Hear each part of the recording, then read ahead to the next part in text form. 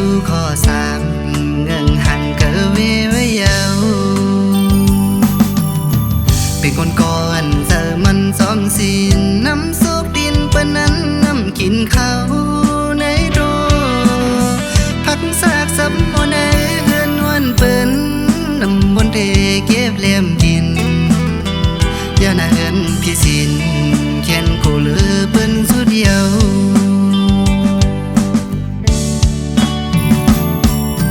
สินข้อสามสั่งได้ผิดนั้นอย่าหน้าเฮือนเปิ้นปังแล้วกำหอดโดกแก้ววันหนึ่งหูไหลคำคืนการเย้าอำลีในมันง่ายเหมือนหมากหินกิ่งลงลอยสัตว์นิยมคอยสัตว์นามาดินเลยค่ะสินข้อหมายสามพิษเย้าขึ้นเอาอำไหล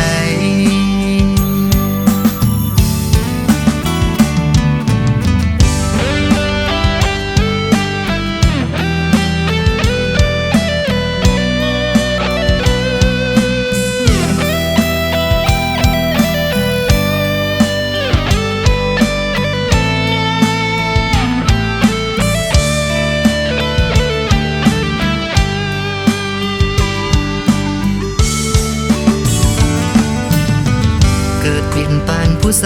ก่อหนึ่งไหลทบพบลองตังญาติขี่ไหมตังน้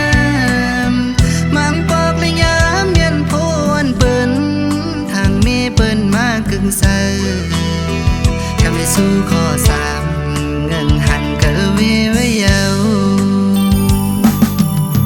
เป็นคนก่อนเจอมันซ้อมสินน้ำซุกดินปะนั้นน้ำกินข้าวในโรพักซากซับโมเนเฮือนวันเปิ้นน้ำบนเทเก็บเลี่ยมดินอย่าหน้าเฮือนพี่สินแค้นกูเลือเปิ้นสุดเดียว